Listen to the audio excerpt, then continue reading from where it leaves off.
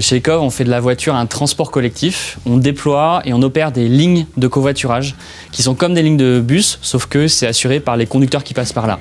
On le fait pour les territoires périurbains et ruraux pour que les gens puissent se passer progressivement en partie de la voiture individuelle. En fait, moi j'ai toujours travaillé sur les enjeux de transition écologique, d'abord la région Île-de-France, ensuite au ministère de l'écologie. Et tout le sujet était de savoir comment est-ce qu'on fait dans les territoires qui ne sont pas assez denses pour avoir des très bons transports collectifs. Et il s'avère qu'en fait, moi je suis né et j'ai grandi dans l'île d'Oléron, dans un territoire qui a très peu de transports collectifs. Et pour aller voir des copains, des copines, et bien souvent je faisais du stop et j'ai compris comment fonctionnaient les flux de sièges libres pour pouvoir se déplacer dans ces territoires-là. Et c'est comme ça que petit à petit est venue l'idée que oui, on pouvait réinventer la mobilité, on pouvait étendre le domaine des transports collectifs en s'appuyant sur les flux de sièges libres mis en place par des lignes de covoiturage avec les collectivités locales. Mais notre actu chez ECOV, c'est qu'on vient d'annoncer notre levée de fonds de 12 millions d'euros auprès de la Banque des Territoires, de BNP Paribas, de l'ADEME Investissement et enfin de Maïf Impact. Et grâce à ça, on va pouvoir vraiment avoir les moyens de notre ambition pour faire de la voiture un transport collectif. On est implanté à Lyon puisqu'on a notre plus grosse équipe est sur Lyon.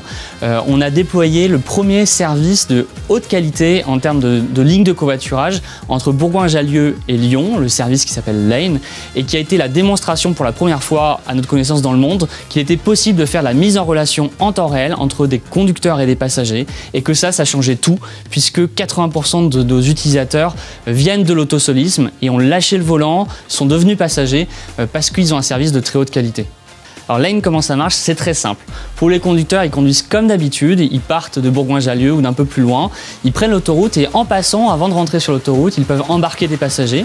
Ils utilisent pour ça l'application smartphone, ils sont géolocalisés en temps réel et même s'ils n'ont pas lancé l'appli, ils peuvent regarder les panneaux lumineux qui sont en bord de route qui indiquent les demandes de covoiturage. Il suffit de s'arrêter en passant et d'embarquer un passager. Et pour un passager, c'est très simple également, c'est comme s'il allait prendre un très bon bus. Il va à l'arrêt de covoiturage, il fait une demande de covoiturage en temps réel, il attend quelques minutes, en moyenne c'est moins de 3 minutes le temps d'attente moyen d'un passager. Le premier conducteur qui passe par là l'embarque et il part pour sa destination, soit Saint-Priest, soit Mermoz, et ensuite il finit son trajet. Mais en France, on n'a pas de pétrole, mais on a des sièges libres. Et en fait, l'absurdité, c'est d'avoir tous ces sièges libres. Et moi, mon rêve, c'est de réinventer le système routier pour faire de la voiture un transport collectif, c'est-à-dire qu'on puisse utiliser ces sièges libres aussi simplement qu'un très bon transport collectif.